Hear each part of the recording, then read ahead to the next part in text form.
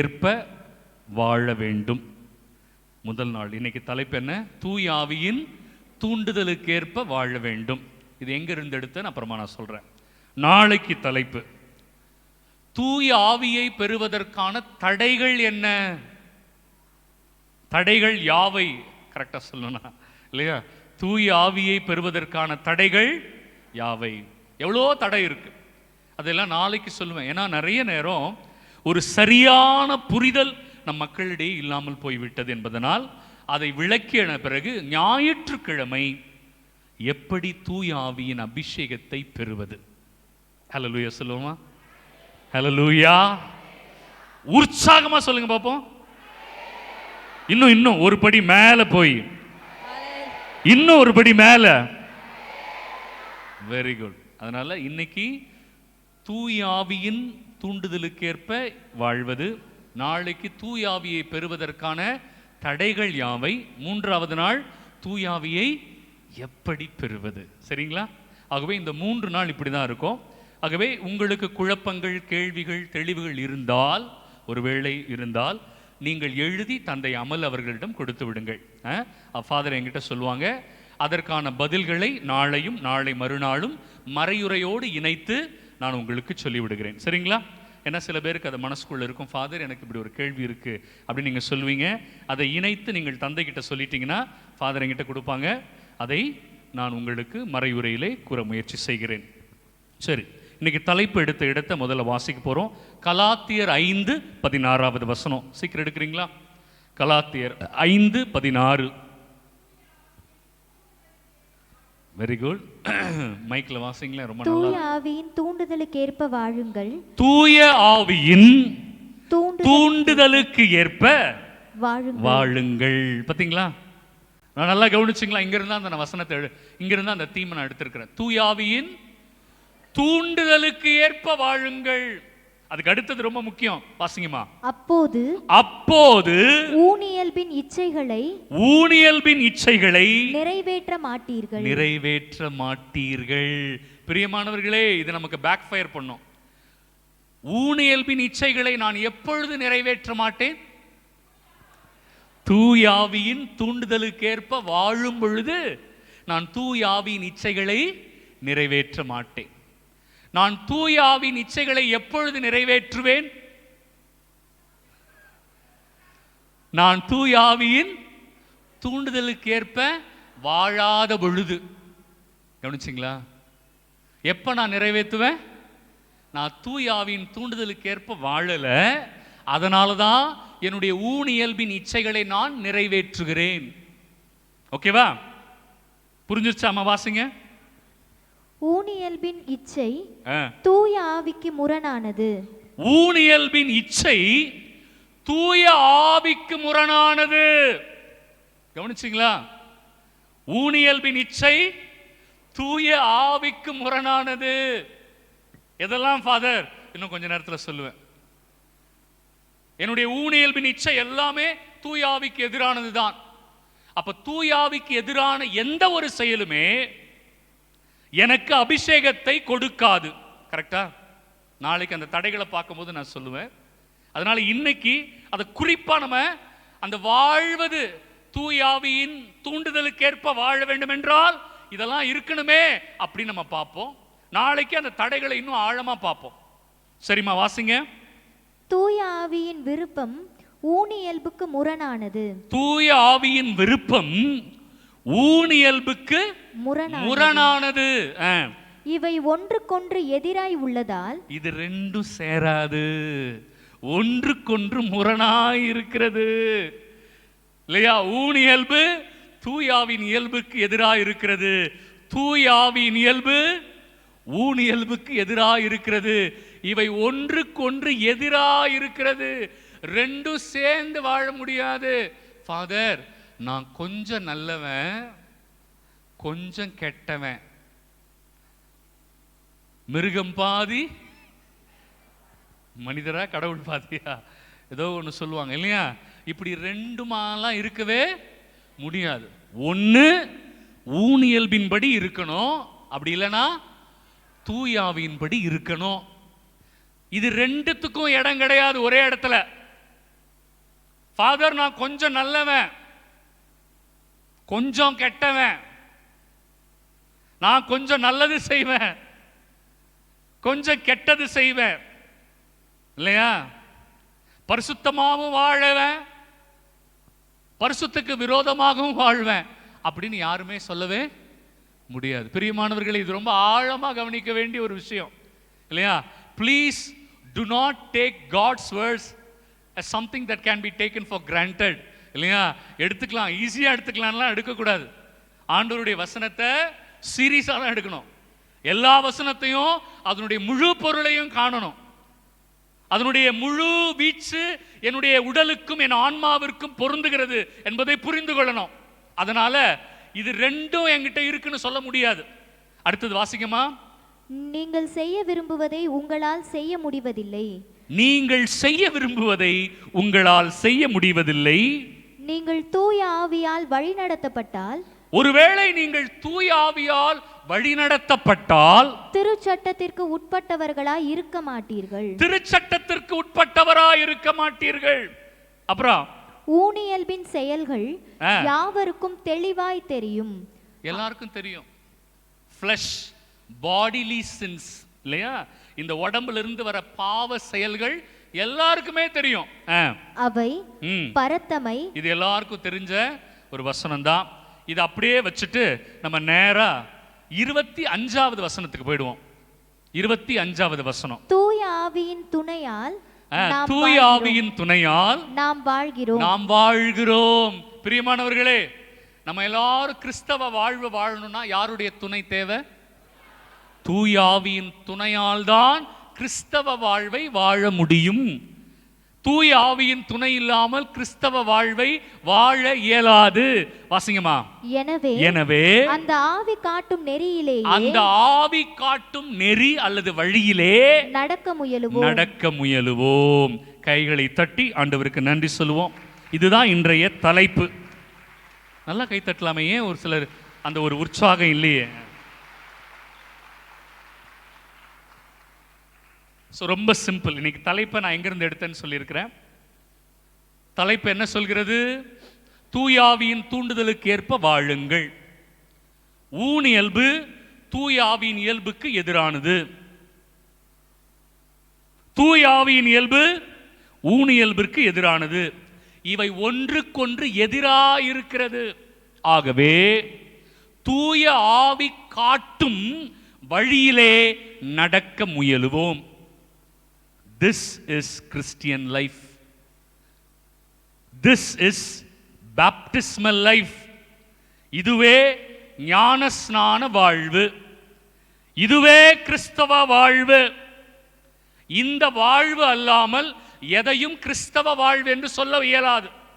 அதனால்தான் ஆண்டவர் சொன்னார் மத்தேயு 7:21, ஆண்டவரே ஆண்டவரே என்பவரெல்லாம் விண்ணரசுக்குள் நுழையவே முடியாது.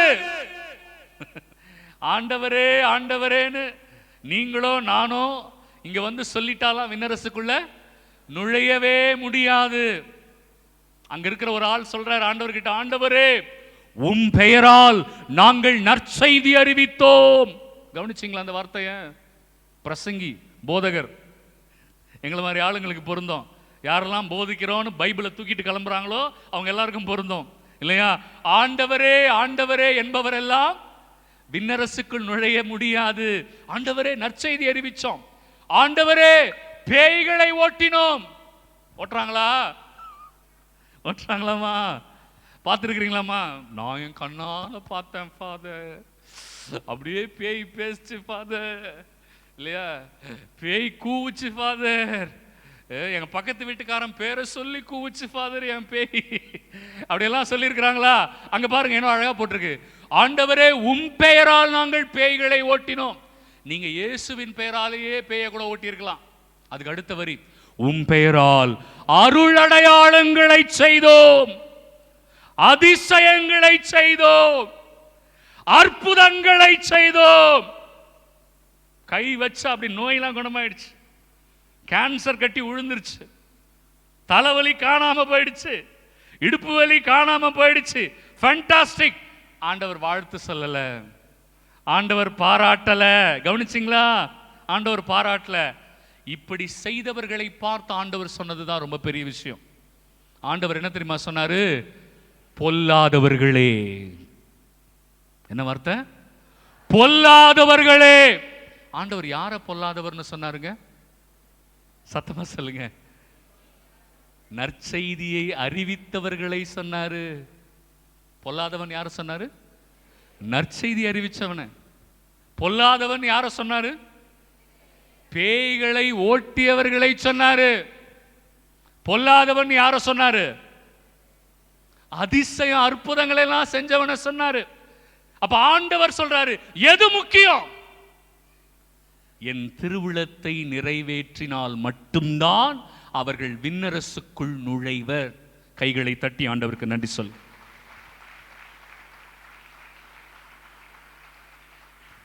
You don't get to heaven just because you are able to preach the gospel. இல்லையா? நற்செய்தியை போதிக்கிறதுனாலேயே ஒருவர் சொர்க்கத்திற்கு போய்விட முடியாது. பேய்களை ஓட்டுவதாலேயே ஒருவர் சொர்க்கத்திற்கு போய்விட முடியாது. ஃபாதர், அப்ப அது பரிசுத்தாவின் வல்லமையால் இல்லையா? ரெண்டு வல்லமை இருக்கு. அதை தான் நாளைக்கு சொல்லுவேன். ஒன்னு தீயாவியின் வல்லமை, இன்னொன்னு பரிசுத்தாவியின் வல்லமை. இதை எப்படி தெரிஞ்சுக்கிறது? நாளைக்கு தெரிஞ்சுப்போம். ஒரே நேரத்தில் குதிக்க முடியாது, கொஞ்சம் கொஞ்சமா போவோம் இல்லையா? பிரியமானவர்களே, தீயாவியின் ஆற்றலால் கூட பேய ஓட்ட முடியும். தீயாவியின் ஆற்றலால கூட அதிசயங்களை செய்ய முடியும். தீயாவியின் ஆற்றங்களால நற்செய்தி அறிவிக்க முடியும். அதனாலதான் ஆண்டவர் தெளிவா சொல்றாரு, எது முக்கியம்? நீங்கள் நற்செய்தியை அறிவிப்பதை விட, பேய்களை ஓட்டுவதை விட, அதிசயங்களையும் அற்புதங்களையும் செய்வதை விட என் திருவுளத்தை நிறைவேற்றுவதே மேலானது. ஹல்லேலூயா, ஹல்லேலூயா. சத்தமே பத்தல. ஹல்லேலூயா, ஹல்லேலூயா. எவ்வளவு பெரிய விஷயம் பாத்தீங்களா? அப்ப எது முக்கியம்னா, அப்ப இயேசு இங்க நிக்கோதேமு கிட்ட ஒன்னு சொல்றார், அழகா சொல்றார். அந்த கிறிஸ்தவ வாழ்வை ஒருவர் எப்படி துவங்க வேண்டும் என்று மிக அழகாக சொல்லுகிறார். அவர் ஒரு பரிசேயர். ஏன் தெரியுமா அதை சொல்லியிருக்கிறாங்க? பரிசேயர்கள் இறை வார்த்தையை ஆழமாக கற்றறிந்தவர்கள், உயிர்த்தெழுதலில் நம்பிக்கை உள்ளவர்கள், இயேசு போதித்த அனைத்தையுமே ஏற்றுக்கொண்டவர்கள். சதுசேயர்கள் தான் இயேசு சொன்னதை ஏற்றுக்க முடியாம இருந்தாங்க. ஆனா பரிசேயர்கள் அத்தனையும் ஏற்றுக்கொண்டவர்கள், இறை வார்த்தையை நன்கறிந்தவர்கள். ஃபாதர், எனக்கு நல்லா பைபிள் தெரியும் அப்படி சொல்லாதீங்க. யாருமே அப்படி சொல்லக்கூடாது. ஐ நோ பைபிள் அப்படி சொல்லவே கூடாது. அப்படி சொன்னாங்கன்னா அவங்க பொய்யர்கள். அவங்களுக்கு பைபிள் ஒழுங்கா தெரியலன்னு அர்த்தம் இல்லையா? யாரும் பைபிளை ஃபுல்லா தெரிஞ்சுக்கலாம் முடியாது. புரியுதுங்களா? வயசான காலம் ஆறு வரைக்கும் நான் பைபிளை படிச்சா கூட பைபிளை என்னால ஃபுல்லா தெரிஞ்சுக்க முடியாது பிரியமானவர்களே. So if anybody says I know God's word அப்படின்னு சொன்னாங்கன்னா அவங்க பொய் சொல்றாங்க. இயேசு பாருங்க இவ்வளவு அழகா சொல்றாரு, நீங்கள் இந்த கிறிஸ்தவ வாழ்வில் அடியெடுத்து வைக்க வேண்டும் என்றால், கிறிஸ்தவர்களாகவே வாழ வேண்டும் என்றால், நாம் அனைவருமே மறுபடியும் பிறக்க வேண்டும். நாம் எப்படி மறுபடியும் பிறக்கணும்? You must be born again. You must be born again. நான் சொன்னேன் இல்லையா, நிக்கோதேமு நல்லா படிச்சவர், பரிசேயர், இறை வசனத்தை நன்கு ஆழமாக கற்றறிந்தவர். அவருக்கு புரியல. அவர் கேட்கிறாரு, மறுபடியும் பிறக்கணுமா? எப்படி பிறக்க முடியும்? இந்த வயசுல எங்க அம்மா வயிற்றுக்குள்ள போயிட்டு நான் மறுபடியும் வர முடியுமா? எப்படி ஒரு கேள்வி பார்த்தீங்களா? நீங்க அவ்வளவு தூய தமிழ்ல கேட்டிருப்பாருன்னு நினைக்கிறீங்களா? நிக்கோதேமு ஏசு சின்ன பையன், நிக்கோதேமு கொஞ்சம் பெரியவர், 60 வயசுக்கு மேல இருக்கும் அவருக்கு. ஏசுக்கு அப்பதான் 30, 31, 32 வயசு இருக்கும் இல்லையா? சின்ன வயசு பையன்கிட்ட அவர் கேட்கிறாரு, என் தம்பி, நான் என்ன எங்க அம்மா வயிற்றுக்குள்ள மறுபடியும் போயிட்டு வர முடியுமா அப்படின்னு ஒரு கேள்வி கேட்கிறாரு. இயேசு அழகான ஒரு பதில் சொல்றார் இல்லையா? ஐயா, மறுபடியும் பிறத்தல் என்றால் தாயின் வயிற்றுக்குள் சென்று திரும்புவதல்ல, மறுபடியும் பிறப்பதென்றால் தண்ணீராலும் ஆவியினாலும் பிறப்பது. கைகளை தட்டி ஆண்டவருக்கு ஒரு வாட்டி நன்றி சொல்லுங்க. சத்தமா கை தட்டும் போதெல்லாம் உற்சாகம் வேணும்.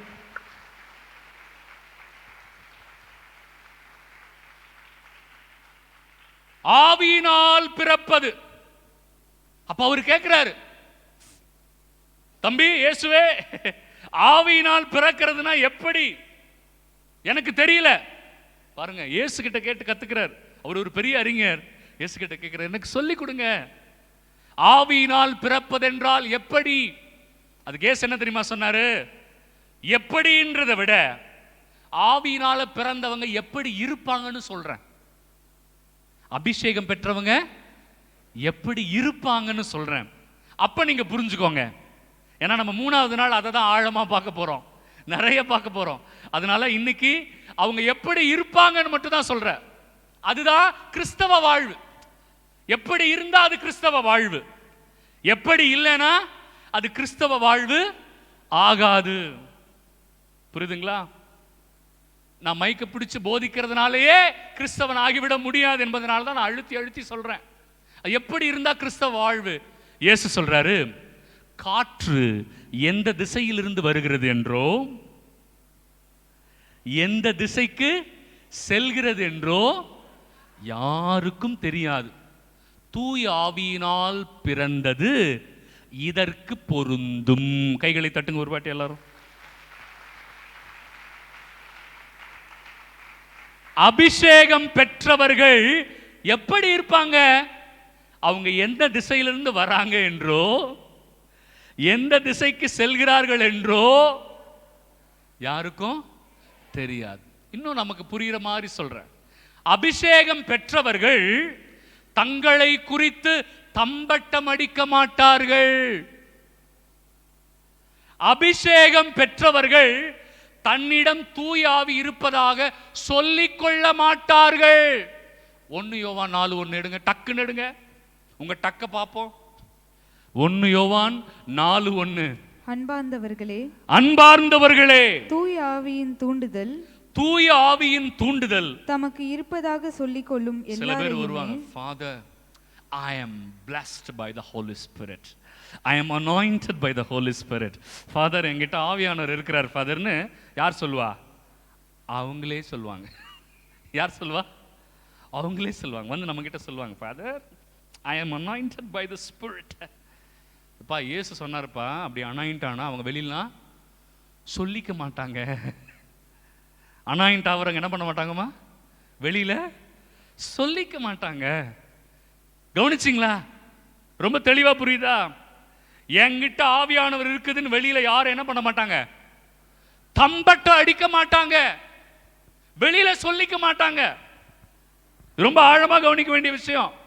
அதனாலதான் நாளைக்கு அதை பத்தி இன்னும் ஆழமா இன்ட்ரெஸ்டிங்கா இருக்கு நிறைய விஷயம். பிரியமானவர்களே, இயேசு தெளிவா சொல்லி இருக்கிறார், அபிஷேகம் பெறுகிறவர்கள், ஆவியினால் பிறக்கிற பிள்ளைகள் எங்கு இருக்கிறார்கள் என்று யாருக்குமே, அவங்க அடக்கமா, தாழ்ச்சியா, அன்பா, கனிவா, தன்னடக்கத்தோட, அக்கறையோட, இல்லையா, அடுத்தவர் மீது அக்கறையோட, நேர்மையாக, அந்த கனிகள்லாம் வருதா?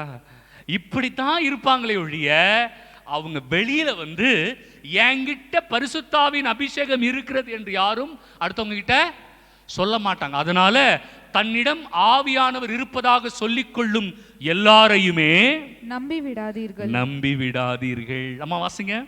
அந்த தூண்டுதல் கடவுளிடமிருந்து வருகிறது. அந்த ஆவியானவருடைய தூண்டுதல் கடவுளிடமிருந்து வருகிறதா என சோதித்தறியுங்கள். இல்லை சாத்தானிடமிருந்து வருகிறதா என்று சோதித்தறியுங்கள். கவனிச்சிங்களா? சில சமயம் அபிஷேகம்னு சொல்லி வரவங்க யார் மூலமாக கூட வரலாம். சத்தமா சொல்லுங்க பிரியமானவர்களே, சாத்தான் மூலமாகவும் வரலாம், இல்லையா? எப்ப இதை கண்டுபிடிக்க முடியும்? நாளைக்கு சீக்ரெட்லாம் வெளியில வரும்போது டப்பு டப்புன்னு கண்டுபிடிச்சலாம். ஐயோ இவ்வளோ ஈஸியா இருக்கே அப்படின்னு கண்டுபிடிச்சலாம். ஏன்னா பைபிள் நமக்கு அழகா சொல்லி கொடுத்துருக்கு, இல்லையா? There is no measurement on earth to judge whether somebody is anointed or not. இந்த உலகத்துல நமக்கு பைபிளை தவிர ஒரு மிகப்பெரிய அளவுகோல் எதுவுமே இல்லை. எப்படி இது தூயாவிடமிருந்து வருகிறது இல்லை என்று எதை வைத்து அறிந்து கொள்ளலாம்? ஒரே ஒரு அளவுகோல் தான் கடவுள் நமக்கு கொடுத்திருக்கிறார். என்ன அளவுகோல்? இறை வசனம். ஹல்லேலூயா. சந்தோஷமா சொல்லுங்க. ஹல்லேலூயா சொல்லும்போது சந்தோஷம் இருக்கணும் மூஞ்சில. பத்தல மறுபடியும். எஸ், ஏன்னா அது ஒரு சாதாரணமான வார்த்தை இல்லைங்க. நம்ம கேத்தலிக் சர்ச்சில் தான் ஹல்லேலூயா கொடுமை பண்ணிடுவோம். நம்ம நல்ல சந்தோஷமா சொல்லணும். பாருங்க, அப்ப அந்த இறை அனுபவம் எப்படி இருக்கணும் அப்படின்னா, அவர்கள் ஆவியினால் பிறந்திருக்க வேண்டும். அப்படி பிறந்திருப்பவர்கள் தம்பட்டம் அடிக்க மாட்டார்கள். தாங்களாகவே வெளியில் வந்து தன்னிடம் ஆவியானவர் இருப்பதாக சொல்லிக்கொள்ள மாட்டார்கள். சரியா? Very good. இப்ப அடுத்த வசனத்துக்குள்ள நம்ம போறோம். ஃபாதர், இந்த வாழ்க்கை எத்தகையது ஃபாதர்? ஆவியானவருடைய வாழ்க்கை. உரோமையர் 8:14. சீக்கிரம், உரோமையர் 8:14. வசனங்கள் பேசட்டும், வசனங்கள் உள்ளங்களை பற்றி எரிய செய்யட்டும், வசனங்கள் நம் வாழ்க்கையை மாற்றட்டும், வசனங்கள் உங்களையும் என்னையும் இன்று முழுவதுமாக இறைவனிடம் கொண்டு செல்லட்டும். பிரியமானவர்களே, ஒவ்வொரு வசனமும் உங்களை என்னையும் மாற்றணும். ஒவ்வொரு வசனமும் உங்களை என்னையும் தொடணும். ஒவ்வொரு வசனமும் உங்களை என்னையும் கழுவணும். வசனம் தான் கழுவும். புரியுதுங்களா? எது கழுவும்? வசனம் தான் கழுவும். அபிஷேகம் எப்படி வரும் நான் சொல்றேன். அது ரொம்ப ஆனந்தமா இருக்கும். அதனால இதை முதல்ல தெரிஞ்சுக்காம நம்ம அதுக்குள்ள போயிடக்கூடாது. எப்படி இருக்கும் இந்த வாழ்க்கை அப்படின்னு நம்ம தெரிஞ்சுக்கணும். வாசிங்க. கடவுளின் ஆவியால் இயக்கப்படு. உரோமையர் 8:14. 14 இவ்வாறு அழைக்கும் போது 14 கடவுளின் ஆவியால் இயக்கப்படுகிறவர்களே கடவுளின் மக்கள். பிரியமானவர்களே, அற்புதமான வசனம். அண்டர்லைன் பண்ணிக்கோங்க. இது இங்க வாழ்க்கையில மறக்கவே கூடாது. who are God's people? who are God's people? கடவுளுடைய பிள்ளைங்க யாருப்பா அப்படின்னு கேட்டா பைபிள்ல இருக்கு பாருங்க. கடவுளின் ஆவியால் இயக்கப்படுகிறவர்களே கடவுளின் மக்கள். கடவுளின் ஆவியால் இயக்கப்படுகிறவர்களே. ஊனியல்பின் ஆவியால் இயக்கப்படுகிறவர்கள் கடவுளின் பிள்ளைகள். ஒரு எடுத்துக்காட்டுக்கு சொல்றேன். பொறாமை ஒருத்தங்க கிட்ட அதிகமா இருக்கு. பொறாமை எண்ணம். பொறாமையால இயக்கப்படுகிறோம்னு வச்சுக்கோங்களேன். அவங்க கடவுளுடைய பிள்ளைங்களா? சத்தமா சொல்லணும் இல்லைங்களா நீங்க? இல்ல, நம்ம அதை மட்டும் சொல்லுவோம். அவங்க கடவுளுடைய பிள்ளைகளா? இல்ல. ஏன்னா ஆவியானவர் இருந்தா அங்க என்ன இருக்காது? பொறாமை இருக்காது. அப்ப ஒருவர் பொறாமையால் இயக்கப்பட்டால் அங்க யார் இல்ல? அவ்வளவுதான். பணத்தாசை, பண ஆசை இல்லையா? வாயை பொளந்துட்டு ஓடுது இல்லையா? பண ஆசையால ஒருத்தங்க இயக்கப்படுகிறாங்க இல்லையா? இன்னைக்கு பாதி உலகம் அப்படிதான் இருக்கு. பண ஆசையால தான் இயக்கப்படுது இல்லையா? எல்லாமே இயங்குறது எதனால? பணம்தான்.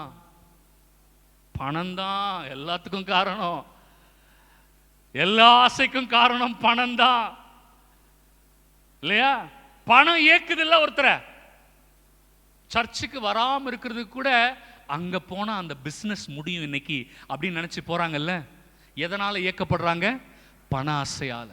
கரெக்டா? பண ஆசையால இயக்கப்பட்டு அவர்கள் கடவுளிடமிருந்து தள்ளி செல்கிறார்கள் என்றால் அவர்கள் கடவுளால் இயக்கப்படல, பரிசுத்தாவியால் இயக்கப்படல. ஆகவே அவர்கள் கடவுளின் பிள்ளைகளாக இருக்கவே முடியாது. நான் சொல்லிக்கிட்டே போலாம் இப்படி இல்லையா? நிறைய சொல்லிக்கிட்டே போலாம். பிரிவினை, சாதி போராடலாம் சொல்ற மக்கள் கிட்ட, கிறிஸ்தவ மக்கள் கிட்ட சொல்றேன், சாதியால் இயக்கப்படக்கூடாது. அந்த எண்ணமே பாவம். மற்றதெல்லாம் அப்புறம் இல்லையா? அந்த எண்ணத்தோட செயல்படுகிற அந்த வெறியெல்லாம் தப்பு. அந்த எண்ணமே பாவம். ஏன்னா அது மனிதர்களை பிரிக்கிறது. சாதி எண்ணம் எப்படி பிரிக்குது? மனிதர்களை பிரிக்கிறது, வேறுபடுத்தி பார்க்கிறது. ஆவியின் அபிஷேகம் பெற்றவர்கள் எல்லாரையும் சமமா பார்ப்பாங்க. ஆவியின் அபிஷேகம் பெற்றவர்கள் எப்படி பார்ப்பாங்க? எல்லாரையும் சமமா பார்ப்பாங்க. எல்லாரும் சகோதர சகோதரிகள் தான். உள்ள வேற எண்ணமே வராது. எந்த விதத்திலும் யாரையும் கீழே நினைக்க மாட்டாங்க, யாரையும் மேல நினைக்க மாட்டாங்க. அவங்க எல்லாரையும் சமமா பார்ப்பாங்க. அந்த எண்ணம் உள்ள இருந்தாவே அவர்கள் ஆவியினால் இயக்கப்படவில்லை, தூயாவினால இயக்கப்படல, அவர்கள் ஊனியல்பினால் இயக்கப்படுகிறார்கள். பாத்தீங்களா பாத்தீங்களா? அப்ப ஃபாதர், அப்ப இந்த கிறிஸ்தவ வாழ்வு என்றாலே எது ரொம்ப அத்தியாவசியமா இருக்குது? ஆவியின் அபிஷேகம் அத்தியாவசியமா இருக்கிறது. ஆவியின் அபிஷேகம் இல்லாமல் கிறிஸ்தவ வாழ்வு இல்லை. ஆவியின் அபிஷேகம் இல்லாமல் ஞானஸ்நான வாழ்வு இல்லை. ஆவியின் அபிஷேகம் இல்லாமல் இயேசுவின் சீடனாக சீடத்தியாக இருக்க முடியாது. The very foundation for Christian life is anointing of the Holy Spirit. ஆவியானவருடைய அபிஷேகம் தான் அடிப்படை. சும்மா அது இல்லாம நான் கிறிஸ்டியன் சொல்லக்கூடாது, அது தப்பு. ஆகவே பிரியமானவர்களே, ஆண்டவருடைய ஆவியானவர் அபிஷேகம் இருந்தால் அந்த கிறிஸ்தவ வாழ்வு எப்படி இருக்கும்? நம்பர் 1, யோவான் 14 எடுத்துக்கோங்க, சீக்கிரம் வேக வேகமா எடுங்க, நிறைய வசனம் நம்ம பார்க்கணும்.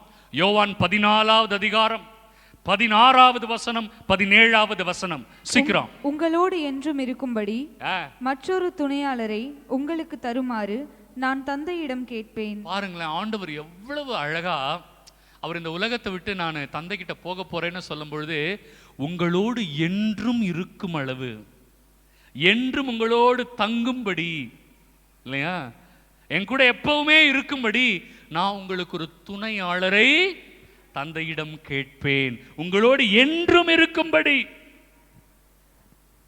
கவனிச்சிங்களா? எப்படி என்றும் இருக்கும்படி? 10 நாள் மட்டும் தியான நாட்கள்ல மட்டும்தான் ஃபாதர் இருக்கிறார். 11வது நாள் காணாம போயிடுறார், இல்லையா? 10 நாள் தான் இருக்கிறார். தியானம் முடிஞ்சதுக்கு அப்புறம் தூயாவியானவர் காணாம போயிடுறாரு. ஃபாதர் எங்க போறாருன்னு தெரியல. அவர் போக மாட்டாரு, நம்ம தான் அவரை துரத்திடுறோம், இல்லையா? நம்ம உடம்புக்குள்ள இருந்து நம்ம தான் துரத்திடுறோம். ஏன்னா நமக்குள்ள தீவினைகள் அப்படி. நாளைக்கு சொல்லும் போது உங்களுக்கு அது புரியும்.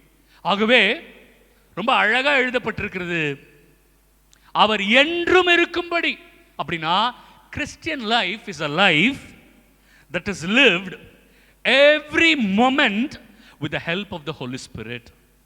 ஒவ்வொரு மொமெண்ட்டுமே, ஒவ்வொரு செகண்டுமே யாருடைய துணையோட தான் நம்ம வாழ்றோம்? தூய ஆவியின் துணையால தான் நம்ம வாழ்றோம். பிரியமானவர்களே, அதுதான் கிறிஸ்தவ வாழ்வு. அவருடைய துணை இல்லாமல் வாழ்கிற எந்த ஒரு நொடிப்பொழுதும் கிறிஸ்தவ வாழ்வு ஆகாது. கிறிஸ்தவ ஃபாதர், நான் ரொம்ப பலவீனமானவன் இல்லையா, நான் மனிதன் இல்லையா? சில பேர் என்கிட்ட கேட்பாங்க அப்படி. நான் ஒரு இடத்துல அதுக்கு ஒரு டாக் கொடுத்துருக்கிறேன். Father, human beings are so weak. ஆனால் நான் அப்படி சொல்கிறவங்க கிட்ட ஒன்று தான் சொல்வேன், தயவு செய்து அப்படி சொல்லாதீங்க. மனிதர்கள் பலவீனமானவர்கள் என்று தயவு செய்து அப்படி சொல்லாதீங்க. அப்படி சொன்னீங்கன்னா நீங்கள் பைபிளுக்கு விரோதமாக பேசுகிறீங்க. ஏன் தெரியுமா? நீங்களும் நானும் கடவுளுடைய உருவிலும் கடவுளுடைய சாயலிலும் படைக்கப்பட்டிருக்கிறோம். ஹல்லேலூயா, ஹல்லேலூயா, ஹல்லேலூயா. எவ்வளவு உற்சாகமானது! எனக்கு நினைச்சு பார்க்குறேன், இந்த முகரக்கட்ட கடவுளுடைய உருவா இல்லை? கண்ணாடி முன்னாடி போய் நின்று பார்க்குறேன் நான் என்னையே. இந்த முகரக்கட்ட யாரு? கடவுளுடைய உரு, கடவுளுடைய சாயல். நானு எவ்வளவு பெருமையான விஷயங்க. நான் என்ன சொல்றேன் தெரியுமா? நான் பலவீனமானவன் சொல்லும் பொழுது நான் எதை கேள்விக்குள்ளாக்குகிறேன்? கடவுளுடைய உருவை, கடவுளுடைய சாயலை. அதனால தான் ஆண்டவர் சொல்றாரு, ஃபாதர் பிரைஸ் அண்ட் வர்ஷிப் டைம்ல சொன்னாரு, நான் உங்களை கோழையுள்ள இதயத்தோடு படைக்கவில்லை, இல்லையா? நான் உங்களை பலவீனமாலாம் படைக்கல. அப்புறம் எப்படி ஃபாதர் நான் பலவீனமான? பிரியமானவர்களே, நம்பர் 1, நம்ம பலவீனமாவதுக்கு காரணம், முதல் காரணம் உலகம். எது காரணம்? உலகம். I am weakened by the spirit of the world. ஞாபகம் வச்சுக்கோங்க. நான் ஏன் பலவீனமாகிறேன்? உலகத்தால் பலவீனம் அடைகிறேன். Number 1. Number 2, I am bound by Satan. சாத்தானால் பலவீனமாகிறேன். நம்பர் 2. நாளைக்கு இதெல்லாம் ரொம்ப விலாவரியா நம்ம பார்ப்போம். நம்பர் 3, என்னுடைய தீய புத்தியால் நான் பலவீனமாகிறேன். ஹல்லேலூயா, ஹல்லேலூயா. பாத்தீங்களா, 3 தான் என்ன பலவீனப்படுத்துது. நம்பர் 1 எது? உலகம், சாத்தான், என் தீய எண்ணம். இந்த 3 தான் மனுஷனை பலவீனப்படுத்துது, கடவுள் பலவீனப்படுத்தல. ஆகவே பிரியமானவர்களே, ஆண்டவர் என்னோடு என்றும் இருக்கும்படி தூய ஆவியை ஏற்கனவே கொடுத்து சென்று விட்டார். வாவ், மூஞ்சில சந்தோஷமே காணோம். என்கிட்ட என்னைக்கும் இருக்கும்படி ஆண்டவர் என்ன கொடுத்துட்டு போயிட்டாரு.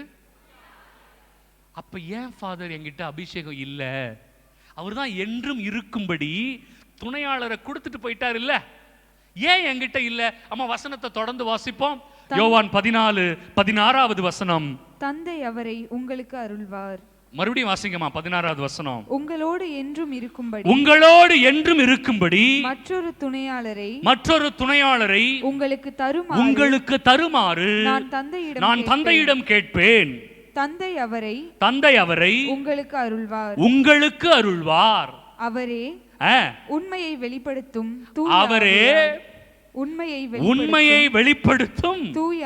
தூய ஆவியார். உலகம் அவரை ஏற்றுக்கொள்ள இயலாது. இப்ப கவனிச்சிருப்பீங்க, உலகம் அவரை ஏற்றுக்கொள்ள இயலாது. உலகம் தூய ஆவியாரை ஏற்றுக்கொள்ள இயலாது. கவனிச்சிங்களா அந்த வார்த்தைய? உலகம் என்ன பண்ணாது? அவரை ஏத்துக்காது. ஆண்டவர் எனக்காக என்னைக்கும் என் கூடவே இருக்கணும்னு தூய ஆவியானவரை கொடுத்திருக்கிறாரு. ஆனா இந்த உலகம் அவரை ஏற்றுக்கொள்ளாது. அப்ப யாரெல்லாம் இந்த உலகத்தோடு கை கோர்க்கிறார்களோ அவர்களும் தூய ஆவியானவரை இழந்து விடுகிறார்கள். கரங்களை தட்டி ஆண்டவருக்கு நன்றி சொல். முக்கியமான point. Why have I lost the Spirit of God if it has been already given to me? என்கிட்ட ஏற்கனவே கொடுக்கப்பட்டாச்சுன்னா நான் ஏன் இழந்தேன்? என்றும் என்னோடு இருக்கும்படி ஆண்டவர் கொடுத்துட்டு போயிட்டாரு, நான் ஏன் இழந்தேன்? ஏன்னா இந்த உலகம் அவரை ஏற்றுக்கொள்ளாது. யாரெல்லாம் உலகத்தோடு ஃப்ரெண்ட்ஷிப் வச்சுக்கிறாங்களோ இல்லையா, யாரெல்லாம் உலகத்தோடு நட்புறவில் இருக்கிறார்களோ, யாரெல்லாம் உலகம் சொல்வதை பெரிதாக நினைக்கிறார்களோ, வசனத்தை தூக்கி குப்பையில போடுறாங்களோ, அவர்களாலும் தூய ஆவியாரை ஏற்றுக்கொள்ள இயலாது. போதுமா? அதே அதிகாரம் தயவு செய்து 26வது வசனத்தை வாசிங்க. என் பெயரால் தந்தை அனுப்ப போகிற தூய ஆவியாராம் துணையாளர் உங்களுக்கு அனைத்தையும் கற்றுத் தருவார். நான் கூறிய தந்தை அனுப்பும் தூய ஆவியானவர் உங்களுக்கு அனைத்தையும் கற்றுத் தருவார். நான் கூறிய அனைத்தையும் உங்களுக்கு நினைவூட்டுவார். நான் கூறிய அனைத்தையும் உங்களுக்கு நினைவூட்டுவார். அதனாலதான் தியானம் வைக்கிறோம். அருங்கொடை இல்லம் வச்சிருக்கிறாங்க, பாவம் ஃபாதர் அம்மலுக்கு வேற வேலை இல்லை, அதனால தியானம் வைக்கல இல்லையா. இறை வசனம் உங்களுக்கும் எங்களுக்கும் நினைவுபடுத்திக்கிட்டே இருக்கணும். அந்த நினைவுபடுத்துதல் தான் என்ன பண்ணும்? உண்மைக்கு என்னை இட்டு செல்லும். இந்த உலகம் என்னை பற்றி இருக்கிறது, விடுதலை வேணும் விடுதலை வேணும்னு கேட்கிறோமே, எதுல இருந்து விடுதலை? உலகத்தின் பிடியிலிருந்து தான் விடுதலை, சாத்தானின் பிடியிலிருந்து விடுதலை, தீய புத்தியிலிருந்து விடுதலை. கைகளை தட்டி ஆண்டவருக்கு நன்றி சொல்வோம். ஃபாதர் எதிலிருந்து விடுதலை? ஃபாதர் இந்த 3 விஷயத்திலிருந்து தான் விடுதலை. உலகத்திடமிருந்து விடுதலை, சாத்தானிடமிருந்து விடுதலை, தீய எண்ணங்களிடமிருந்து விடுதலை. இந்த விடுதலை வந்துட்டாவே நோய் சுகமாயிடும், தடைகள் நீங்கும், பொல்லாதவைகள் மறையும், சாபங்கள் காணாம போகும், எல்லா கேடுகளும் ஒழிஞ்சு போவோம். பிரியமானவர்களே, there is only one solution to all our problems spiritually. I am not talking materially. என்னுடைய பிரச்சனைக்கெல்லாம் ஒரே ஒரு சொல்யூஷன் தான் ஆன்மீகத்தில். என்ன? ஆவியின் அபிஷேகத்தை பெறுவது மட்டும்தான் எனக்கு ஒரே ஒரு தீர்வு. அந்த ஒரு அபிஷேகம் எனக்கு எல்லா பிரச்சனையிலிருந்து விடுதலை. ஹல்லேலூயா, ஹல்லேலூயா, ஹல்லேலூயா, ஹல்லேலூயா. ஆனா நம்ம எதுக்காக அருங்குடை இல்லங்களுக்கும் தியான இல்லங்களுக்கும் ஓடுறோம்? எல்லா பிரச்சனைக்கும் தீர்வு கேட்கறதுக்கு ஓடல, குழந்தை பாக்கியத்துக்காக வந்திருக்கேன் ஃபாதர். எதுக்குமா வந்திருக்கிற? கடன் தொல்லை தாங்க முடியல ஃபாதர். என் பொண்டாட்டி தொல்லை தாங்க முடியல ஃபாதர். என் புருஷன் தொல்லை தாங்க முடியல. என் பிள்ளைங்க நல்லா படிக்கணும் இல்லையா? இப்படி ஒவ்வொருத்தரையும் கேட்டு பாருங்களேன். அவங்க எல்லாரும் ஒரு பிரச்சனையை சொல்லுவாங்க. ஆனால் ஆண்டவர் சொல்றாரு, உன் எல்லா பிரச்சனைக்கும் நான் தீர்வு தரேன் மகனே மகளே அப்படின்னு கூப்பிடுறாரு. நம்ம என்ன தெரியுமா பண்றோம்? வேண்டாம், ஒரு பிரச்சனைக்கு மட்டும் தீர்வு கொடு. புரியுதா? நமக்கு சர்ச்சிலையும் இந்த மாதிரி தியான இல்லங்கள்ல வந்து என்ன பண்ணிக்கிட்டு இருக்கிறோம்? ஆண்டவரே இந்த பிரச்சனை மட்டும், இந்த மாசம் 5 லட்சம் ரூபாய் கடன், ஐயோ கிடைச்சிச்சுன்னா நான் வந்து சாட்சி சொல்றேன். வெரி குட், 5 லட்சம் ரூபாய் கிடைச்சிரும், சாட்சி சொல்லிடுவ. மற்ற பிரச்சனை எல்லாம் அது அடுத்த மாசம் வருமே, பரவாயில்லையா? எனக்கு இடுப்பு வலி ரொம்ப நாளா இருக்கு ஃபாதர், அதுக்கு தான் வந்திருக்கிறேன் தியான இல்லத்துக்கு. Very good, fantastic. தியான இல்லத்துல இடுப்பு வலி சரியாயிடுச்சு. Okay, very good. அப்புறம் அடுத்த மாசம் கைவலி வந்தா என்னமா பண்ணுவ? அதுக்கும் வருவேன் தியான இல்லத்துக்கு. அதான் ஆண்டவர் சொன்னாரேமா, ஒரே சொல்யூஷன், ஆவியானவருடைய அபிஷேகம் வந்தா உனக்கு எல்லாத்துல இருந்தும் விடுதலை இல்லையாமா? அதெல்லாம் வேணாம் ஃபாதர், இப்போதைக்கு தலைவலி ஃபாதர், அதுல இருந்து மட்டும்தான் ஃபாதர் விடுதலை. நம்ம கூட்டத்தோட பிரச்சனை இப்ப புரிஞ்சுக்கிட்டீங்களா? எதுக்கு வரோம்? சர்ச்சுக்கும் ஆலயத்துக்கும் வேளாங்கண்ணிக்கும் எல்லா இடத்துக்கும் எதுக்கு ஓடுறோம்? ஒரு பிரச்சனைக்கு தீர்வு இல்லையா? கல்யாணம் நடந்துட்டா போதும், ரொம்ப நாளா தள்ளி தள்ளி போகுது. இதாமும் கருத்தா? அவ்வளவுதான் என் கருத்து. அதுக்கப்புறம் கருத்து அப்புறம் பார்த்துக்கலாம். குழந்தை பாக்கியம்னு ஒன்று ஓடி வருவியே, அப்புறமா அது அப்புறம் கல்யாணத்துக்கு அப்புறம் பார்த்துக்கலாம். ஏமா அதை இப்பவே வாங்கி ஆண்டவர்கிட்ட மொத்தமாக கொடுக்குறாரு. No no no no, only marriage first. பார்த்தீங்களா நம்ம பிரச்சனைய? அதனால தான் ஆண்டவர் அடிச்சுக்கிட்டாரு. ஐயோ ஐயா அம்மா வாங்க, யாரு உங்களுக்கு ஒரே ஒரு தீர்வு? அபிஷேகம். ஆண்டவருடைய ஆவியானவர் வந்துட்டார்னா உனக்கு எல்லாத்துல இருந்து விடுதலை. கைகளை தட்டி நன்றி சொல்லுங்க பிரியமானவர்களே.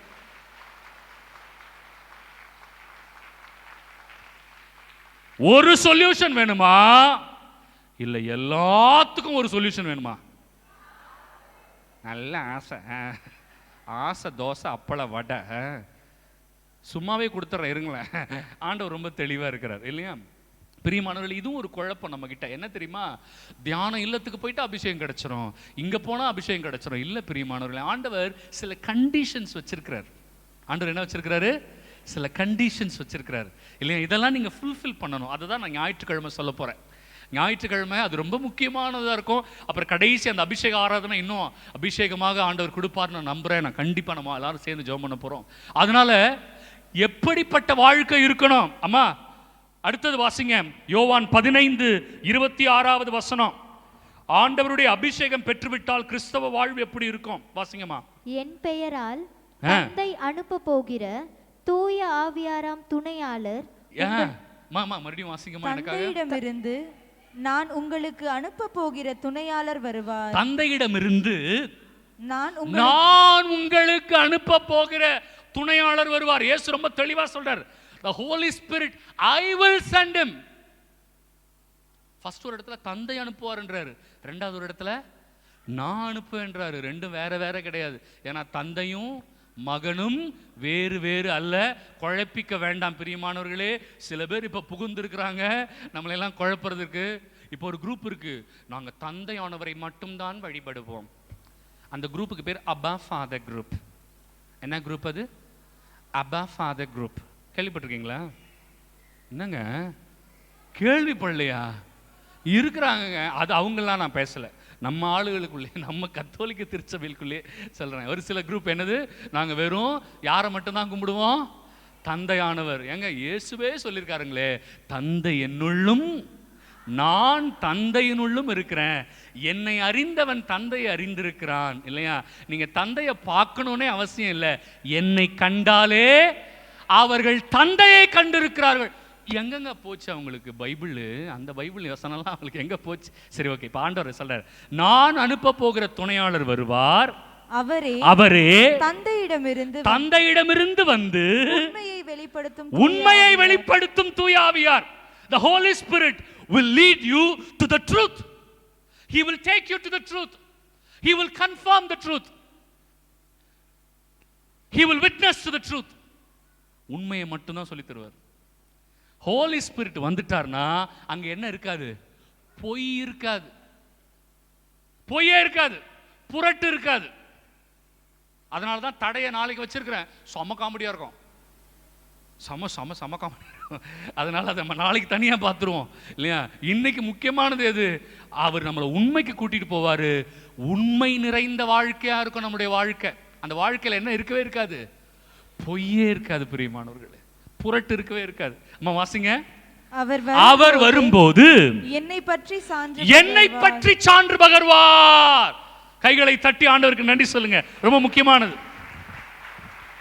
சோ அபிஷேகம் பெற்றால், ஒருவேளை என்னிடம் ஆவியானவர் இருந்தால், அவர் யாருக்கு சான்று பகர்வார்? இயேசுவுக்கு சான்று பகர்வார். இயேசுவுக்கு சான்று பகர்வார். இயேசுவின் நாமத்தை மகிமைப்படுத்துவார். இயேசுவை பற்றி மட்டும் சொல்லுவார். தன்னை முன்னிறுத்த மாட்டார். தன் பெருமையை பேச மாட்டார். என்கிட்ட வந்தீங்கன்னா நோயெல்லாம் சரியாயிடும். ஒருத்தர் சொல்றார், என்ன சொல்றாரு? என்கிட்ட வந்தீங்கன்னா உங்க நோயெல்லாம் சரியாயிடும். பிரியமானவர்களே, தூய ஆவியானவர் இருந்திருந்தா எப்படி சொல்லியிருப்பாங்கன்னு நான் சொல்லவா?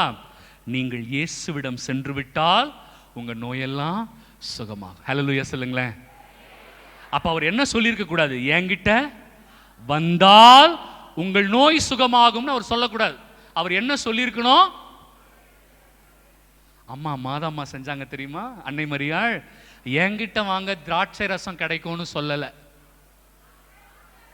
கை தட்டுக்கங்க, நல்லா தட்டுக்கங்க. அதனால தாங்க அன்னை மரியாள் தி பெஸ்ட்.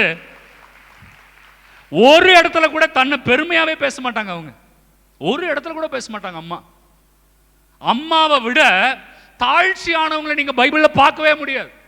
தேவ மாதாவை விட ஆண்டவருக்கு சான்று பகர்வர்களை நீங்க பார்க்கவே முடியாது இல்லையா? அவங்க தானே முதல்ல போய் பார்த்தாங்க. திராட்சை ரசம் இல்லை. அவங்க பெருமையா ஒன்று சொல்லியிருக்கலாம். என்ன தெரியுமா சொல்லியிருக்கலாம்? இங்கே வெயிட் பண்ணு, நான் ரெடி பண்றேன். பணியாளர்கள்ட்ட என்ன சொல்லியிருக்கலாம்? இங்கேயே ரெடி பண்ணுங்க, நான் ரெடி பண்றேன். இல்லை எங்கே வெயிட் பண்ணுங்க, நான் ரெடி பண்றேன் சொல்லியிருக்கலாம்ல. அம்மா சொல்லலை பாருங்க.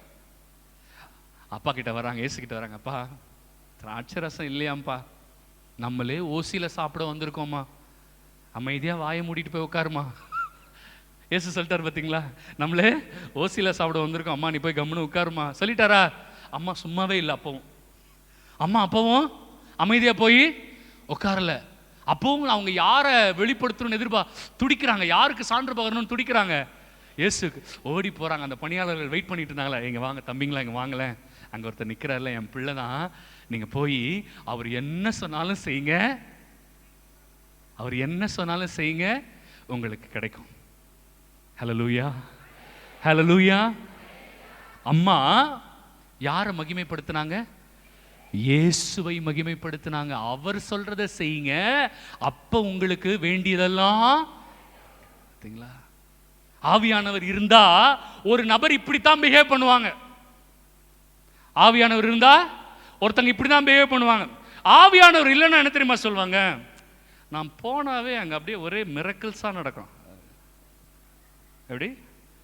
நான் போனாவே அங்க ஒரே மிரக்கிள்ஸ் தான். நான் அப்படி போய் நின்னா போதும். யார் பேசுவா அப்படி? ஆவியானவர் இல்லாதவங்க பேசுவாங்க இல்லையா? நான் போய் கை வச்சா அப்படியே பேயெல்லாம் கீழே விழுங்க. யாரு பேச மாட்டாங்க? ஆவியானவர் இருக்கிறவங்க அப்படி பேச மாட்டாங்க. பாத்தீங்களா? தெளிவா தெரியுதா நமக்கு இப்போ? ஆவியானவர் அபிஷேகம் எவ்வளவு முக்கியம். அதை விட முக்கியம் எது சரியான ஆவி, எது தவறான ஆவி, எது டூப்ளிகேட் ஆவி. பிரியமானவர்களே, ஒரு வசனம் வாசிப்போமா? 2 கொரிந்தியர் 11:4. சீக்கிரம் எடுங்க. 2 கொரிந்தியர் 11:4. வேகமா, டைம் இல்ல. உங்களிடம் யாராவது வந்து, நல்லா கவனிச்சிங்களா? அந்த வசனம் ரொம்ப முக்கியம். பிரியமானவர்களை, பைபிள் படிக்கும் போது சட சட சடன்னு படிச்சிடாதீங்க. புரியுதுங்களா? யாரோ வாசிக்க சொன்னாங்கன்னு வாசிச்சிடாதீங்க. உங்களிடம் யாராவது வந்து, கவனிச்சிங்களா அந்த வார்த்தைய? உங்களிடம் வருவாங்க, பைபிளை தூக்கிக்கிட்டு, உங்களிடம் யாராவது வந்து, வாசிங்கம்மா, நாங்கள் அறிவித்த இயேசுவை தவிர, நாங்கள் அறிவித்த இயேசுவை தவிர வேறு ஓர் இயேசுவை பற்றி அறிவித்தால், யார் அறிவிப்பாங்கம்மா? அவர்கள் வேறு ஒரு இயேசுவை பற்றி அறிவிப்பார்கள். அப்புறம் அல்லது நீங்கள் பெற்ற தூய ஆவியை தவிர, நீங்கள் பெற்ற அபிஷேகத்தை தவிர வேறு ஓர் ஆவியை பற்றி பேசினால், என்னது வேற ஒரு ஆவியா? அப்போ பாத்தீங்களா, ஆண்டவர் கொடுக்கிற ஒரிஜினல் பரிசுத்தாவின்னு ஒன்று இருக்கு. சில பேர் வந்து டூப்ளிகேட் ஆவியை பத்தி பேசுவாங்க. கவனிச்சிங்களா? அதை கவனிச்சிங்களாமா? கவனிச்சவங்க மட்டும் சந்தோஷமா அல்லேலூயா சொல்லுங்க பாப்போம். வெரி குட்மா, மறக்க கூடாதுமா இந்த வசனத்தை, இல்லையா? உண்மையாகவே நமக்கு போதிக்கப்பட்ட பரிசுத்தாவின்னு ஒன்று இருக்கு. சில பேர் அப்புறமா வந்து வேற ஒரு இயேசுவை பத்தியும் வேற ஒரு டூப்ளிகேட் ஸ்பிரிட்டை பத்தி உங்களுக்கு அறிவிப்பாங்க. அம்மா வாசிங்க அடுத்து. அல்லது நீங்கள் ஏற்ற நற்செய்தியை, நீங்கள் ஏற்ற பைபிளை தவிர வேறு ஒரு நற்செய்தியை கொண்டு வந்தால், அவர்கள் வேறு ஒரு பைபிளை கொண்டு வந்தால் நீங்கள் அவர்களை எளிதாக ஏற்றுக்கொள்கிறீர்கள். நீங்கள் யாரெல்லாம் டூப்ளிகேட்டா பேசுறாங்களோ அவங்கள தான் ஏத்துக்குவீங்க. கவனிச்சிங்களா? நீங்க யாரை எளிதா ஏற்றுக்கொள்வீர்கள்? அம்மா சொல்லுங்க, சந்தோஷமா சொல்லுங்க, வெக்கப்படாம சொல்லுங்க. யாரை நம்ம எளிதா ஏற்றுக்கொள்வோமா? ஒரிஜினல் ஜீசஸை விட டூப்ளிகேட் ஜீசஸையும், ஒரிஜினல் ஹோலி ஸ்பிரிட்டை விட டூப்ளிகேட் ஹோலி ஸ்பிரிட்டையும், ஒரிஜினல் பைபிளை விட டூப்ளிகேட் பைபிளையும் தான் நீங்கள் எளிதாக ஏற்றுக்கொள்வீர்கள். நீங்க ஒரிஜினலை ஏத்துக்க மாட்டீங்க, ஏன்னா அது கஷ்டமா இருக்கும், அது கசப்பா இருக்கும், இல்லையா? இப்படித்தான் இருக்கணும்னு சொல்லும் பரிசுத்தாவி. எப்படி வேணாலும் இருக்கலாம்னு சொல்ல முடியாது, இல்லையா? எப்படி வேணாலும் இருக்கலாம்லாம் சொல்ல முடியாது. பரிசுத்தாவின் அபிஷேகம்னா இப்படிதான் இருக்கும். ஓகே, அதை நான் இன்னும் விலவரி அப்புறமா சொல்றேன். அடுத்தது பிரியமானவர்களே, ரொம்ப ரொம்ப முக்கியமானது. உரோமையர் 8வது அதிகாரம் 2வது வசனம். ஏனெனில் கிறிஸ்து இயேசுவோடு இணைந்திருப்போருக்கு வாழ்வு தரும் தூய ஆவியின் சட்டம் பாவம், சாவு என்பவற்றுக்கு உள்ளாக்கும் சட்டத்தினின்று என்னை விடுவித்து விட்டது. ஓகே, அதுலயே உரோமையர் 8:16 வசனம் யாராவது வாசிங்க. நாம் இவ்வாறு அழைக்கும் போது நம் உள்ளத்தோடு சேர்ந்து தூய ஆவியாருக்கும் நாம் கடவுளின் பிள்ளைகள் என்பதற்கு சான்று பகர்கிறார். பாத்தீங்களா பிரியமானவர்களே, இந்த உலகத்தில் இருக்கிற பொழுது ஆண்டவருடைய ஆவியானவர் வந்துட்டார்னா உன் வாழ்க்கையில எது பாவம்னு சொல்லுவார். ஃபர்ஸ்ட் அபிஷேகம் பெற்றவர்களுக்கு முதல்ல என்ன அறிவு கிடைக்கும்? நான் என்ன பாவம் செய்யறேங்கிற அறிவு கிடைக்கும். சில பேர் அபிஷேகம் பெற்றதாக சொல்லியிருப்பாங்க, ஆனா அவங்க என்ன செய்யறாங்கன்னு அவங்களுக்கே தெரியாது. பார்த்துருக்கிறீங்களா? அபிஷேகம் பெற்றுவிட்டோம் என்று சொன்னவர்கள் கெட்ட வார்த்தை பேச முடியுமா? சத்தமா சொல்லுங்க. அடுத்தவங்களை கெடுக்க முடியுமா? அபிஷேகம் பெற்றவர்கள் செய்ய முடியுமா? அபிஷேகம் பெற்றவர்கள் வெளியில ஒண்ணும் உள்ள ஒண்ணு வச்சு பேச முடியுமா? முடியாது. அபிஷேகம் பெற்றவர்கள் உள்ள என்ன நினைக்கிறாங்களோ அதை தானே மனசார பேசணும். பொய் புரட்டு பேச முடியாதுல. அபிஷேகம் பெற்றவர்கள் புரணி பேச முடியுமா? என்னம்மா கையெல்லாம் தட்டுறீங்க? அபிஷேகம் பெற்றவங்க புரணி பேச முடியுமா? அப்படி புரணி பேசினா அங்க வேற அபிஷேகம் இருக்கு, அங்க உட்கார்ந்து இருக்கிறது வேற ஆளு. ஆனா வெளியில என்ன சொல்லிக்கிறார் நம்ம ஆளு? என்கிட்ட என்ன இருக்கு? தூயாவி இருக்கிறதாக சொல்லிக் கொள்கிறார்கள், இல்லையா? ரொம்ப தெளிவா இருக்கு பைபிள். ஓகே, அடுத்தது பிரியமானவர்களே, சில பேர் சொல்லுவாங்க இல்லையா, எனக்கு ஒரு நாள் நான் ஒரு இடத்துல தியானம் வச்சுட்டு இருக்கும்போது கேட்டாங்க, ஃபாதர் ஆண்டவர் ஒரு வாட்டி அபிஷேகம் கொடுத்துட்டாருன்னா அவர் திரும்ப எடுக்க மாட்டார் ஃபாதர். ஆண்டவர் ஒரு வாட்டி அபிஷேகம் கொடுத்துட்டாருன்னா எடுக்க மாட்டார்னு சொன்னாங்க. அப்போ நீ அக்கிரமம் பண்ணுவ, ஆண்டவர் எடுக்க மாட்டார். அப்படிதானம்மா? உரோமையர் 11:29 எடுங்க, சீக்கிரம் எடுங்க, சீக்கிரம் எடுங்க. உரோமையர் 11:29. ஏனெனில் கடவுள் தாம் விடுத்த அழைப்பையும் கொடுத்த அருட்கொடைகளையும் திரும்ப பெற்றுக்கொள்வதில்லை. கவனிச்சிங்களா? தாம் விடுத்த அழைப்பையும் கொடுத்த அருள்கொடைகளையும் ஆண்டவர் திரும்ப. அப்போ ஒரு வாட்டி அபிஷேகம் வாங்கிட்டா சாவர வரைக்கும் அவர்கிட்ட அபிஷேகம் இருக்குமா ஃபாதர் அப்படின்னு கேட்டா இல்ல. எப்படி ஃபாதர் சொல்றீங்க? 1 சாமுவேல் 16வது அதிகாரம் 14வது வசனம். வேக வேகமாயிடுங்க, வேக வேகமாயிடுங்க. 1 சாமுவேல் 16:14. ஆண்டவருடைய ஆவி சவுலை விட்டு நீங்கியது. கவனிச்சிங்களா? கவனிச்சிங்களா? அதுக்கு முன்னாடி அபிஷேகம் பெற்ற சவுல் உடம்புல யார் இருந்தா? பரிசுத்த ஆவியானவர் இருந்தார். ஏன் திடீர்னு அவர் உடம்பை விட்டு வெளியில போனாரு? அவருக்கு தாவீது மேல பொறாம வந்துருச்சு. யார் மேல பொறாம? கவனிச்சிங்களா? உள்ள கெட்ட புத்தி வந்த உடனே உடம்புக்குள்ள இருந்த தூய ஆவியானவர் வெளியில போயிட்டாரு. நம்ம ஆளுங்க என்ன ரீல் விடுறாங்க? ஒரு வாட்டி அபிஷேகம் வந்துருச்சுன்னா சாவர வரைக்கும் ஆவியானவர் வெளியில போக மாட்டாரா? போவார். எப்ப போவாருன்னா கெட்ட புத்தி, சாத்தானோடு உறவு, உலகத்தோடு உறவு, இது 3 ஒருத்தனுக்குள்ள வந்து விட்டால் ஆவியானவர் உன் உடலை விட்டு சீப்போ அப்படின்னு வெளில போயிடுவார். கைகளை தட்டி ஆண்டவருக்கு நன்றி சொல்லுங்க. பார்த்தீங்களா? ஏன்னா ஆவியானவரால் எங்க இருக்க முடியாது? அசுத்தத்தில் இருக்க முடியாது, பாவத்தில் இருக்க முடியாது இல்லையா? அசுத்தமான ஆன்மா உடலுக்குள்ள ஆவியானவரால இருக்க முடியாது. உடனே என்ன நடந்துச்சு? அவன் படிமா, ஆண்டவர் அனுப்பிய தீயாவி அவரை கலக்கமுற செய்தது. பாத்தீங்களா? அடுத்த செகண்ட் சாத்தா வந்துருவான். அதனால ஆண்டவர் கொடுத்த அழைப்பையும் அருட்கொடைகளையும் அவர் பெற்றுக்கொள்ள மாட்டாரு. என்கிட்ட இருக்கிற கெட்ட புத்தி, சாத்தானோடு நட்புறவு, உலகத்தோடு நட்புறவு இருக்கிறதுனால நான் தான் அந்த கொடைகளை இழந்து விடுகிறேன். ஆண்டவர் எடுக்கல, நான் இழந்துட்டேன். ஆமா,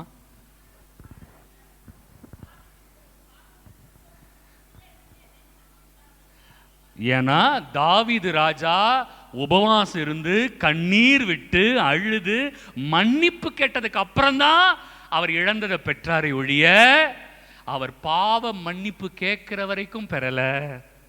சரிங்களா? மனம் கசந்து அழுது மன்னிப்பு கேட்டார் பாவத்துக்காக. பிரியமானவர்களே, ஈஸியா எடுத்துக்கூடாது ஆண்டவரை இல்லையா? கொடுத்துட்டா அப்படியே இருக்கும் அப்படிலாம் கிடையாது கணக்கு.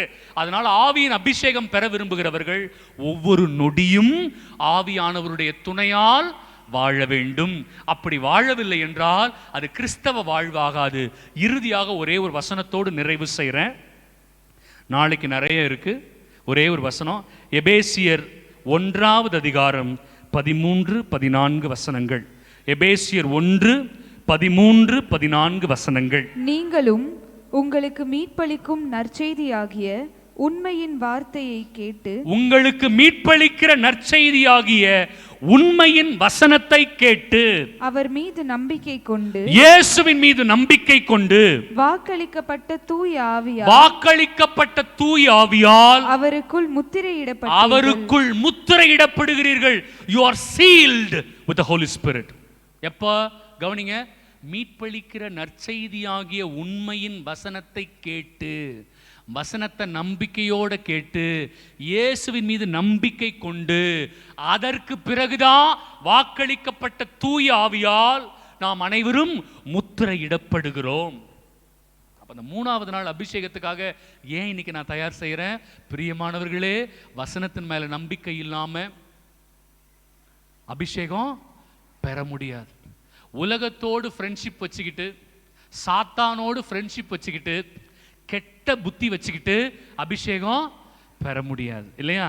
அதனால அடுத்த வசனம் வாசிங்கம்மா, 14வது வசனம். அந்த தூய அந்த தூய ஆவியே நாம் மீட்படைந்து உரிமை பேறு பெறுவோம் என்பதை உறுதிப்படுத்தும் அடையாளமாக இருக்கிறது. இவ்வாறு கடவுளது மாட்சியின் புகழ் விளங்கும். அவர் தாங்க அடையாளம், பரிசுத்த ஆவி தான் அடையாளம்.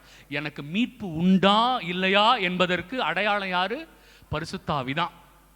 அப்படி பரிசுத்தாவின் அபிஷேகத்தை பெறுபவர்கள் கடவுளை மகிமைப்படுத்துகிறார்கள். ஆகவே இவை அனைத்தும் சேர்ந்ததுதான் கிறிஸ்தவ வாழ்வு. எது கிறிஸ்தவ வாழ்வு?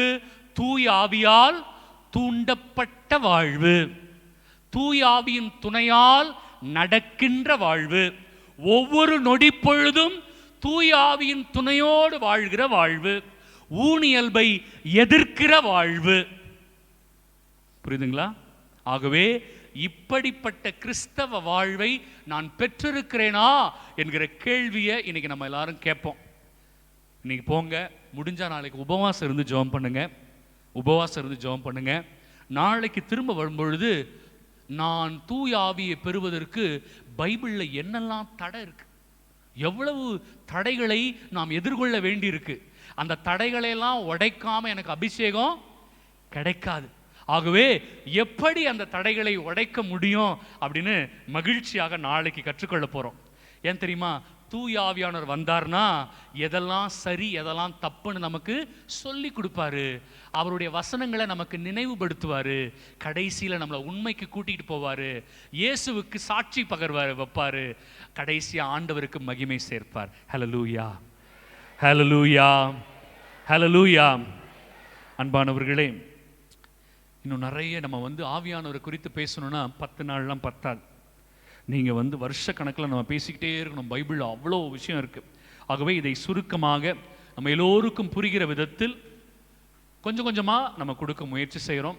ஆகவே நீங்கள் இங்கே வருகிற ஒவ்வொரு குருவானருக்காகவும் ஜெபிச்சிருக்கீங்க நான் நம்புகிறேன். எனக்காகவும் தயவுசெய்து ஜெபம் பண்ணுங்க. இன்னும் 2 நாள் இருக்குது. நம்ம எப்பெல்லாம் அபிஷேகம் ஆவியானவர்னு போகிறோமோ அப்போ சாத்தானோட தொல்லை கொஞ்சம் ஜாஸ்தியாக இருக்கும். ஓகே, ஜாஸ்தியாக இருக்கும், கொஞ்சம் நஞ்சமாக இருக்காது. எப்பெல்லாம் ஆண்டவர்கிட்ட வரணும்னு நினைக்கிறோமோ அப்பெல்லாம் சாத்தான் பயங்கரமான தொல்லைகளெல்லாம் கொடுப்பான். பிரியமானவர்களே, அதையெல்லாம் நம்ம உடைக்கணும். ஏன்னா நாளைக்கு வேற நம்ம தடைகளை பார்க்க போகிறோம். அதனால சாத்தான் சும்மா இருக்க மாட்டான். நாளைக்கு தான் இடுப்பு வலி எக்ஸ்ட்ரா கொடுப்பான், நாளைக்கு தலைவலி கொஞ்சம் தூக்கலாக கொடுப்பான். சரிங்களா? அதனால பாருங்க, நாளைக்கு மழையை இன்னும் கொஞ்சம் எக்ஸ்ட்ரா வர வச்சாலும் வைப்பான். மழை வந்தோடனே நான் ஃபாதர் கிட்ட கேட்டேன், ஃபாதர் போச்சு இன்னைக்கு அட்டெண்டன்ஸு. ஃபாதர் சொன்னார், ஃபாதர் எங்கள் மக்கள் 5:30 மணிக்கு முன்னாடி மழை விட்டா கூட வந்துருவாங்கன்னு சொன்னார். நீங்கள் வந்துட்டீங்க, ரொம்ப சந்தோஷம். ஓகே, அதனால நாளைக்கு இன்னும் அதிகமான மக்களை நான் எதிர்பார்க்கிறேன். நம்முடைய பிரிவினை சபைகள் சகோதர சகோதரிகளை கூட கூட்டிட்டு வாங்க, ரொம்ப நல்லா இருக்கும், இன்ட்ரெஸ்டிங்காக இருக்கும். நாளைக்கு நாளை கழிச்சு 2 நாளும் ஆண்டவருக்குள்ள நம்ம என்ன பண்ண போகிறோம்? இன்னும் வளர போகிறோம். ஒரு நாளும் ஒருவரும் அந்த முதிர்ச்சியை பெற்றுவிடவே முடியாது. We are growing into Christ. We are growing in Christ. We are growing in spirit. We are growing in spiritual maturity. வளர்ந்துக்கிட்டே இருப்போம்.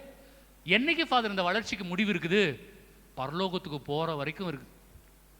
அவர் ஒரு நாள் சொல்லுவார்ல, பரலோகத்துக்கு போகிறதுக்கு முன்னாடி அந்த இறுதி தீர்ப்பில், ஏய் இந்த பக்கம் வா, வலது பக்கம் வா, ஏய் சாத்தானுக்கு ரெடி பண்ண இடத்துக்கு நீ போ, நான் உனக்கு ரெடி பண்ணல. யாருக்கு ரெடி பண்ண? சாத்தானுக்கு ரெடி பண்ண. நீயா விழுற போ, இல்லையா? இந்த பக்கம் வா அப்படி சொல்றாருல. அன்னைக்கு தான் நம்ம வாயை திறந்து என்ன தெரியுமா சொன்னோம்? நான் ரட்சிக்கப்பட்டு விட்டேன். கைகளை தட்டுங்க பிரியமானது. அன்னைக்கு தான் சொல்லணும். ஒரு குரூப் இப்பவே சொல்லுது, நாங்கள் ரட்சிக்கப்பட்டு விட்டோம். நீங்கள் ரட்சிக்கப்பட்டு விட்டீர்களா? நீங்கள் ரட்சிக்கப்பட்டீர்களா? நாங்கள் ரட்சிக்கப்பட்டு விட்டோம். நம்ம என்னைக்கு சொல்லணும்? அதை இறுதி தீர்ப்பு நாளில் வா உனக்கு சொர்க்கம் உண்டுன்னு அன்னைக்கு சொல்றாருல. அப்பா அப்பா ஆண்டவரே, இந்த ஒரு வார்த்தைக்கு தான் ஆண்டவரே காத்திருந்தேன் அப்படின்னு சொல்றோம்ல. அன்னைக்கு தான் நம்ம ரட்சிக்கப்பட்டோம். இந்த சும்மா அறகுறையா பைபிள் தெரிஞ்சுக்கிட்டு அறகுறையா டான்ஸ் ஆடிக்கிட்டு இருக்க கூடாது, இல்லையா? ஆகவே அந்த நாள் வரைக்கும் நம்ம என்ன பண்ணணும்? கிறிஸ்துவுக்குள் ஆவிக்குள் நம்ம வளர்ந்துக்கிட்டே இருக்கணும். ஓகேவா? ஆகவே நாளை நம்ம இன்னும் நிறைய உண்மைகளோடு இறை வசனங்களோடு கடவுள் தருகிற அந்த ஆசீர்வாதங்களோடு நாளை சந்திப்போம். ஆமென்.